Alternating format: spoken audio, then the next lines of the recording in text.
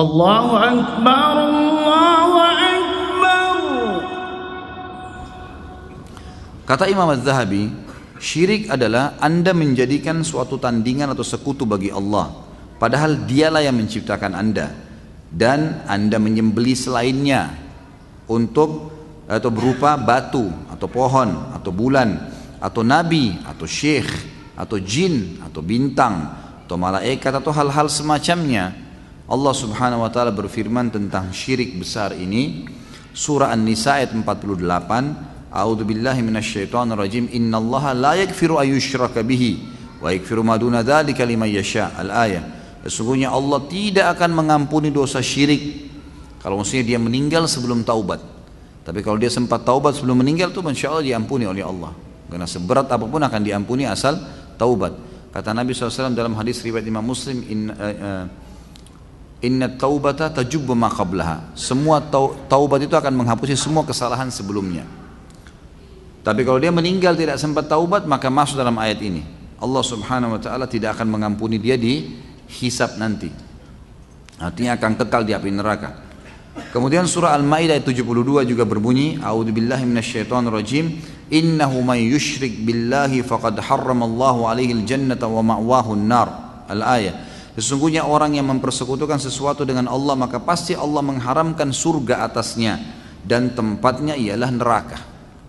Dari sini, dari dua ayat inilah ulama mengatakan tadi syirik besar pertama mengeluarkan pelakunya dari Islam. Dia katakan dia musyrik, keluar dari Islam. Karena ini terjadi pada orang-orang Mekah. Orang-orang Mekah yakin ada Tuhan namanya Allah, tapi mereka masih menjadikan patung-patung sebagai sekutunya Allah. Kemudian yang kedua tadi dikatakan dia akan mengekalkan pelakunya di api neraka. Tadi Al-Maidah 72. Siapa yang musyrik kepada Allah dan meninggal dalam keadaan tersebut, Allah akan haramkan baginya surga dan akan masuk ke neraka. Serta akan hancur semua amalnya, diambil dari firman Allah Subhanahu wa taala tadi An-Nisa 48. Allah tidak akan mengampuni dosa-dosa dan Allah akan selain syirik, dan Allah mengampuni dosa selain daripada itu. Dalam surah Luqman ayat 13 disebutkan, A'udzubillahi minasyaitonirrajim, innasyirka la zulmun azim. Sesungguhnya mempersekutukan Allah atau syirik adalah benar-benar kezaliman yang besar. Makanya perbuatan syaitan yang paling pertama membuat kemusyrikan. Awal datangnya kemusyrikan adalah di zaman setelah meninggalnya Nuh alaihissalam. Di dalam hadis Bukhari disebutkan bahwasanya setelah generasi Nuh dan sahabat-sahabatnya mati semua, jadi kalau kita generasi tabiinnya, datanglah syaitan, kata Nabi SAW, menjelma jadi manusia, kemudian berkata kepada orang-orang pada saat itu, tidakkah kalian merindukan Nuh dan sahabat-sahabatnya? Maka kata Nabi Nuh, kata mereka, tentu saja.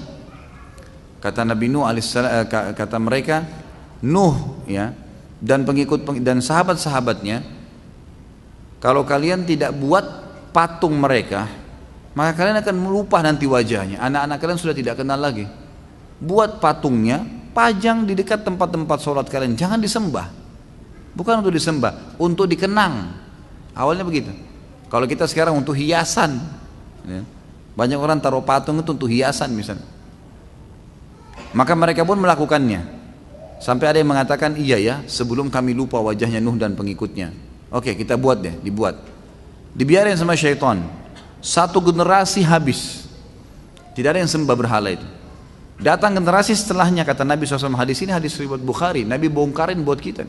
Kata Nabi SAW, setelah generasi ini habis, bayangkan syaitan sabarnya dalam merusakkan manusia. Habis generasi tersebut, datang generasi setelahnya, ya, maka syaitan pun datang mengatakan, dulu orang-orang tua kalian menjadikan patung-patung ini perantara dengan Allah. Bukan hanya sekedar dipajang, minta melalui mereka karena mereka orang soleh, Allah akan ijabah. Itu tahapannya. Mulailah banyak generasi ini yang begitu. Wahai Nuh, jadilah perantara buat kami dengan Allah. Wahai fulan, dipanggil-panggillah patung tersebut. Allah nggak ingin perantara ada di sini, apalagi benda mati. Beda kalau benda hidup, makhluk hidup. Tapi ini kalau enggak, kalau orang tua kita masih hidup, ada orang soleh hidup, kita bilang doakan, terjadi dalam hadis Bukhari. Para sahabat ada yang berdoa datang kepada Nabi SAW minta didoakan. Abu Hurairah anhu pernah meminta agar ibunya didoakan oleh Nabi SAW, itu terjadi. Ada sahabat-sahabat yang minta didoain anaknya baru lahir, ada.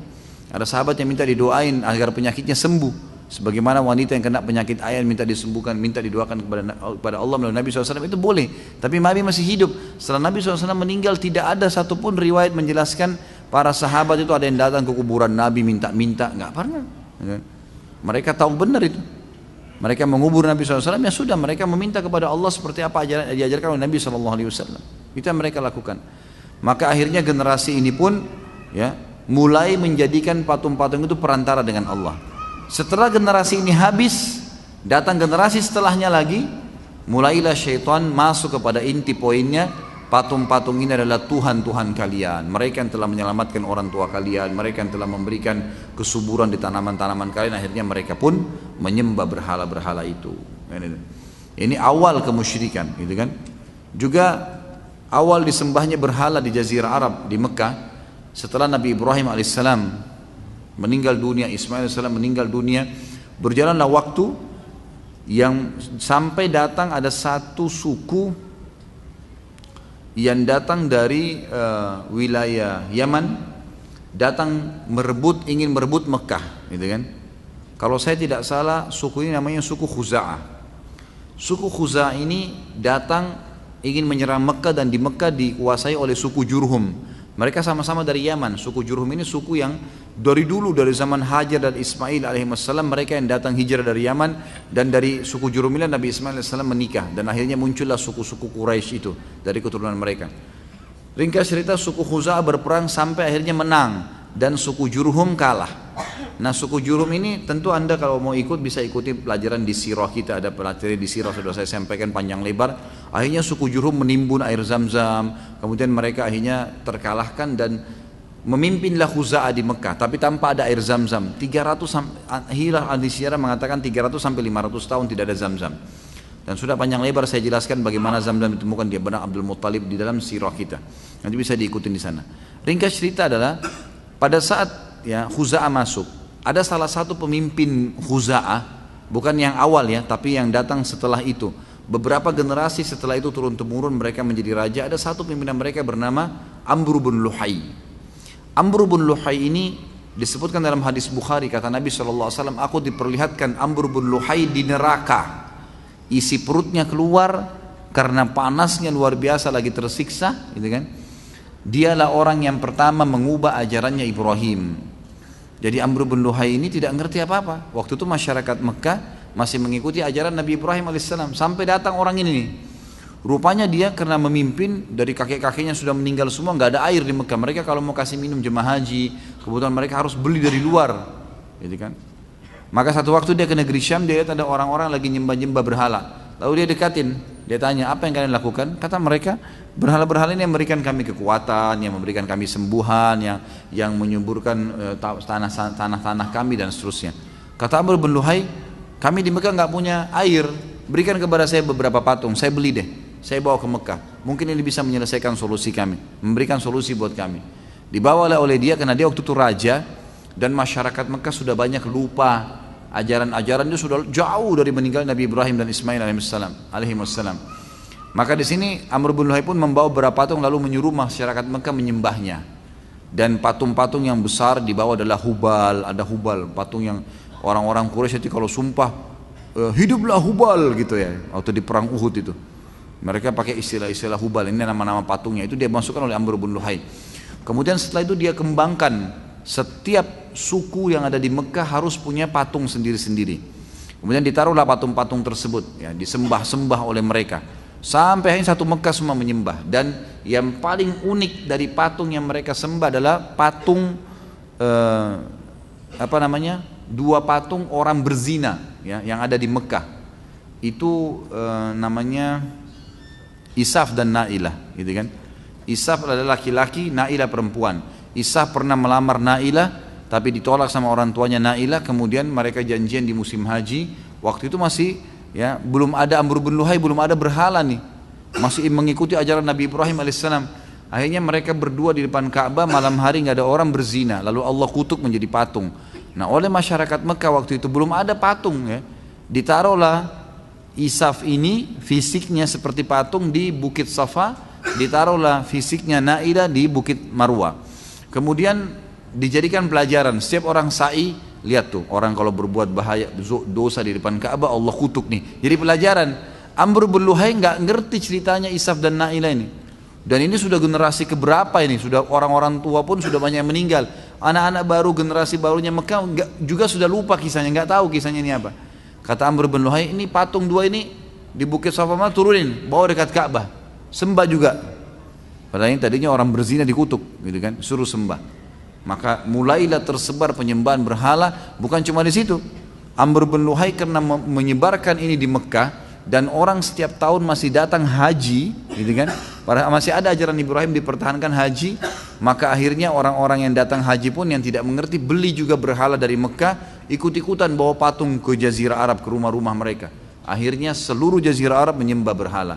Kata Nabi SAW, saya diperlihatkan Amr bin Luhai isi perutnya keluar, gitu kan? Karena panasnya api neraka, dia yang pertama mengubah ajaran Ibrahim alaihissalam.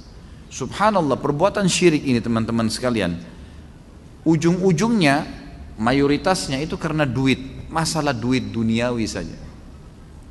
Kita lihat kuburan-kuburan yang disembah, yang didatang-datangin, urusannya duit. Hanya orang yang tidak takut kepada Allah, kemudian dia mau menyesatkan manusia, minta duit. Saya pernah waktu tahun 89, masih SMP, saya belum mengerti apa-apa sebenarnya. Itu tuh masih SMP, saya pernah, artinya masih kanak-kanak sekali. Saya waktu itu masih kelas 3 SMP. Dikirim ke Mesir oleh ayah saya, ada paman saya kebetulan di sana sebelum saya ke Madinah. 1 tahun lebih lah saya di sana waktu itu. Kemudian saya diajak oleh kakak-kakak kelas yang sudah kuliah gitu, untuk keliling Kairo lihat-lihat. Sempat kami datangi salah satu yang didatangi selain piramida, datangin juga masjidnya Imam Syafi'i. Gitu. Ini masjidnya Imam Syafi'i. Kami datang jauh naik bus. Saya juga sudah nggak ingat di mana lokasinya. Yang jelas pada saat itu tiba di masjid tersebut, ternyata masjid itu memang masjid tua dan besar, dan ada di kuburan Imam Syafi'i di sebelah masjid. Tapi sekarang sudah digabung, ya, dibuat bangunan dari gabung gitu. Saya masih ingat benar waktu saya pas diajak ziarah kuburannya. Ini kakak kelas sempat bisikin saya, di sini kita berikan salam aja, gitu kan. Jangan ikutin nih orang-orang penjaga kuburan, biasanya minta-minta duit. Nanti minta, ayo saya bantu doain, mau minta doa apa? Gitu. Jadi mau minta doa apa supaya jodohnya mudah lah, supaya rezekinya apalah. Oke, dan semua ada tarifnya tuh. Jadi kalau minta ini ada tarifnya ini, minta ini ada tarifnya itu, luar biasa. Di kuburan minta kepada Imam Syafi'i, itu terjadi. Saya saksikan dengan mata kepala saya sendiri nih. Subhanallah, itu dibisikin saya dalam bahasa Mesir, dalam dialek Mesir waktu itu. Kamu saya doakan minta sesuatu sama imam? Saya bilang enggak, terima kasih. Saya sudah tahu kakak kelas tadi saya ini sudah bilang gitu kan. Yang maksud saya ini senior kami yang lebih dulu datang. Jadi kami cuma datang, tapi itu fenomena yang saya lihat. Dosen, setelah saya pergi ke Madinah, ada satu dosen saya di tingkat 3 kuliah Fakultas Dakwah waktu itu, Dr. Fahad, semoga Allah jaga beliau. Beliau ini Masya Allah mengajarkan materi yang sangat menarik, akidah, dan suka berikan contoh-contoh yang hidup gitu, yang tepat. Dia cerita, dia bilang salah satu fenomena yang menunjukkan memang syirik ini tersebar selain permainan syaitan juga karena manusianya tamak terhadap urusan dunia. Terjadi di satu kota namanya Tanta. Tanta ini kurang lebih, saya kalau tidak salah ya, sekitar 200 km dari kota Kairo di Mesir. Di sana itu ada satu orang namanya Badawi. Badawi ini sebenarnya tokoh masyarakat, tapi bukan orang yang punya, bukan juga syekh, bukan juga seorang alim ulama yang besar gitu. Tokoh masyarakat. Waktu dia meninggal, gitu kan, ada satu masyarakat di situ yang mewakafkan tanah untuk kuburannya dia. Diwakafin lah di tengah-tengah perkebunan. Biasa saja orang dikubur, seperti jenazah umumnya, orang masih tidak buat apa-apa. Berjalan waktu ternyata pemilik anak turunan pemilik kebun itu sudah mewarisi kebun itu. Maka mereka menjuallah kebun-kebun itu. Sampai akhirnya kuburan ini yang tadinya ada di dalam kebun sudah ada di pinggir jalan. Di pinggir jalan. Dosen saya cerita, dan ini kisahnya masyhur di Mesir. Dia bilang ada 2 orang datang dari kota Kairo naik mobil, kebetulan lewat di kota itu, ban mobilnya pecah pas di dekat kuburan itu. Yang satu lagi perbaikin ban, yang satu ini licik. Dia lihat ke seberang jalan ada kuburan, kuburannya si Badawi itu. Kuburan biasa, orang-orang rupanya pada saat dia lihat 10 menit itu orang ulah lalang, setiap orang lewat berikan salam. Kuburan sunnah Nabi berikan salam kan. Dia berikan salam kuburan itu. Dia lihat kok banyak orang yang mampir nih, gitu kan. Dia iseng, di situ ada kaleng bekas berkarat, diambil sama dia nyebrang ditaruh dekat kuburan. Terus dia nyebrang ke sebelah, dilihat sama dia dari jauh. 10 menit lagi kemudian gitu. Ternyata dari 10-20 orang yang lewat ada yang taruh duit. Ada yang masukin duit. Dia bilang sama temannya, ini proyek besar nih. Temannya bilang apa? Sebentar, kita ke toko bangunan, beli keramik, beli pagar, wah dilekskan tuh kuburan, bongkar, buat kuburan yang bagus. Pasang macam-macam, pakai kelambu, tulis kuburannya Syekh Badawi. Nggak ada orang yang panggil Syekh orang ini sebenarnya, gitu kan? Syekh Badawi gitu. Taruh celengan. Lihat 3 hari kemudian ditaruh celengan. Dia ini upaya dia sendiri gitu. Taruh celengan, ternyata hasilnya besar. Ada orang yang iseng, orang yang tidak ngerti mampir taruh duit. Banyak. Sekarang di daerah Tonta terkenal ya, itu sudah dibangun masjid bisa nampung, data yang saya dapat terakhir itu dengan luasnya lokasi itu sekitar 100.000 orang apa ya, untuk bisa nampung 100.000 orang. Lokasi itu luasnya, kalau tidak salah masjidnya bisa nampung sekitar 1.000 orang. Tapi kuburan di tengah-tengah masjid itu, dan dibangunnya masjid untuk kuburan itu. Dan setiap hari sekarang itu dari uang celengan mereka mendapatkan sekitar 1 juta jenih, 1 miliar rupiah lah dapat duit dari celengan untuk dipakai. Dia tidak peduli nih orang mau sesat mau nggak sesat, yang penting duit, gitu kan. Seperti itulah. Subhanallah, saya keliling di beberapa di Indonesia juga tempat-tempat sama persis sama. Masalahnya ujung-ujungnya duit. Saya ke Gresik, semoga Allah kasih hidayah gitu. Diundang ceramah. Bertepatan saya masuk ke masjid, ramai orang yang datang untuk dengerin ceramah. Tapi dari sisi lain, di dekat tempat itu rupanya ada satu kuburan. Saya tidak tahu kuburannya siapa. Tapi di situ banyak bus-bus gitu. Oh, macet. Jadi macet di kuburan sana, macet juga di masjid yang kita isi taklim nih gitu.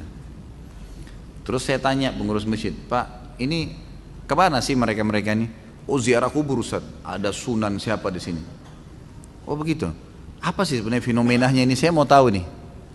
Nah ini dia bilang, ini travel ini yang orang-orang ini semoga Allah berikan hidayah. Jadi tidak berpikir masalah akhirat nih.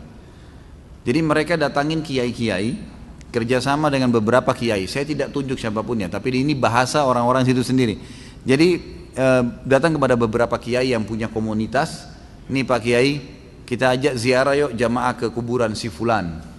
Satu bus sekian puluh orang. Pak Kiai dapat satu orang 100.000. Negosiasi. Kalau datang itu satu hari bisa bolak-balik puluhan ratusan bus. Bolak-balik, apalagi di waktu tertentu. Yang penting Kiai bilang pergi sana. 100.000 per kepala, kali sekian ratus orang. Proyek. Tapi ini proyek api neraka. Alhamdulillah. Ini berbahaya sekali.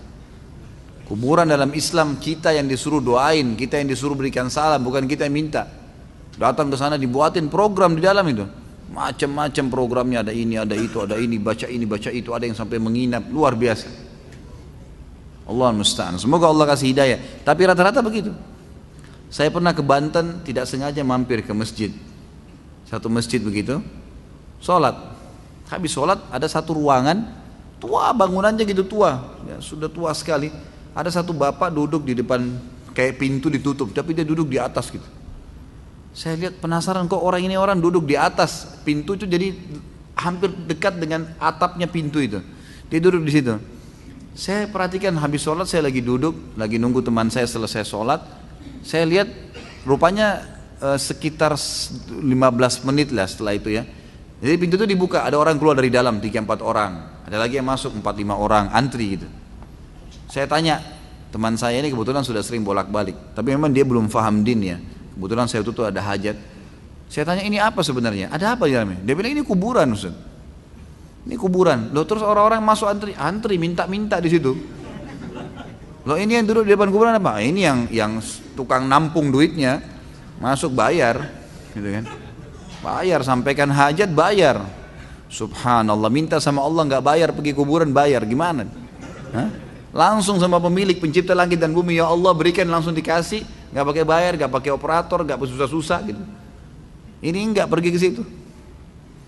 Saya pernah lihat juga fenomena yang lain. Semoga Allah kasih hidayah. Ini banyak fenomena di Indonesia nih. Saya di kota Makassar pernah nyebrang ke satu pulau, namanya Pulau Kayangan. Dipakai rekreasi biasanya. Saya pergi sana, nyebrang sekitar setengah jam mungkin naik speed, kemudian naik kapal, kemudian ke sana gitu. Saya putar-putar lah sama teman saya, ada satu orang Mekah, Ali Ar-Rimi, dosen di UIN waktu itu, saya jalan sama-sama. Mutar-mutar, jalan-jalan sambil ngelihat. Waktu itu kebetulan sunyi hari kerja, alhamdulillah nggak ada kemaksiatan, nggak ada acara apa-apa gitu. Tapi tidak sengaja saya kelilingin semua pulau itu, jalan kaki sama dia sambil ngobrol-ngobrol. Pas lewat di satu ada kuburan, subhanallah. Dibuatin kayak rumah dari kayu gitu, ada kelambunya di dalam, ada tulisan. Saya baca sendiri tulisannya tuh. Ini kuburan Syekh siapa gitu, ditulis namanya. Siapa yang mau minta sesuatu hajat silahkan. Begitu tulisannya. Silahkan. Boleh minta itu. Ada kuburan. Ini kuburan orang alim. Dan itu ada penjaganya. Itu nanti bisa bayar, bisa segala. Seperti itulah. Intinya ini semua berhubungan dengan masalah urusan-urusannya duit.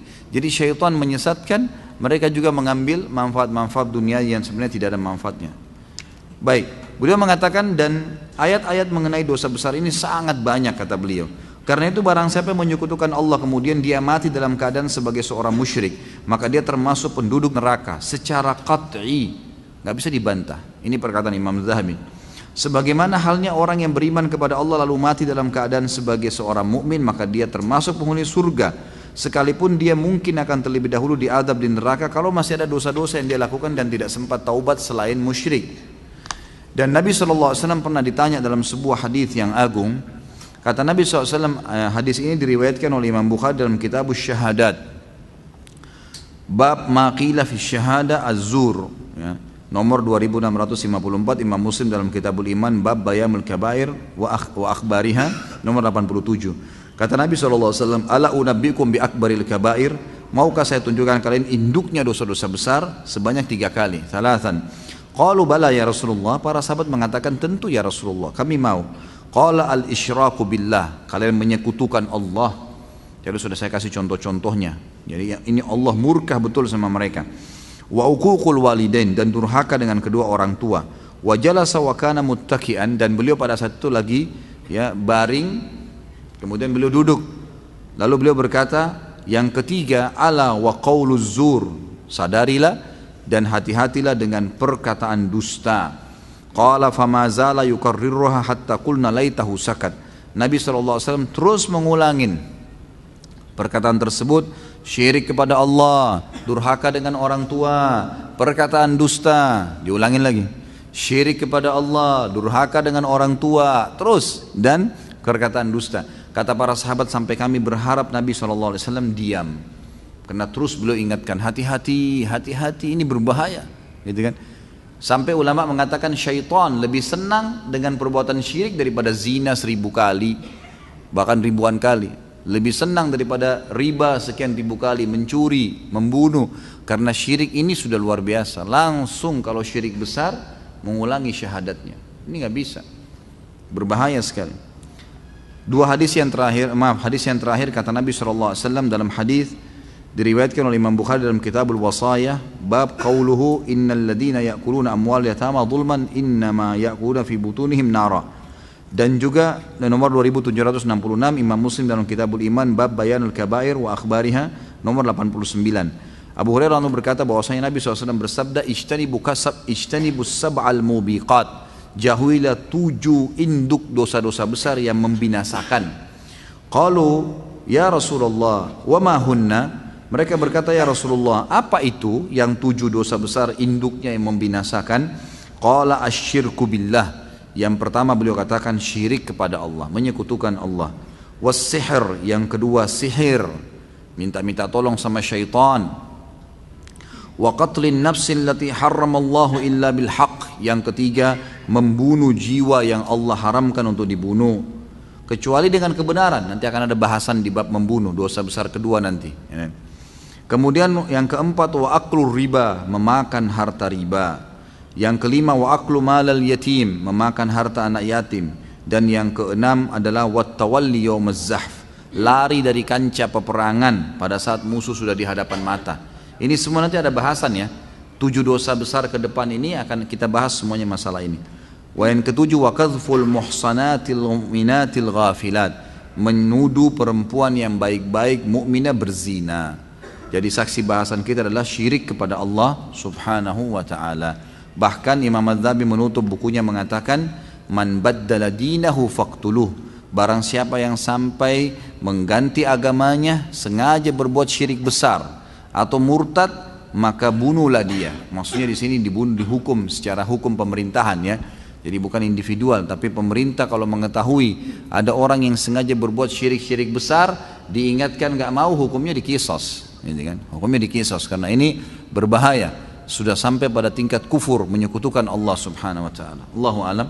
Seperti biasa insya Allah kita akan berhenti, break dulu sholat isya dan ba'diyah, nanti baru kita buka pertanyaan. Subhanakallahumma bihamdika asyhadu an la ilaha illa anta astaghfiruka wa atubu ilaik. Wassalamualaikum warahmatullahi wabarakatuh.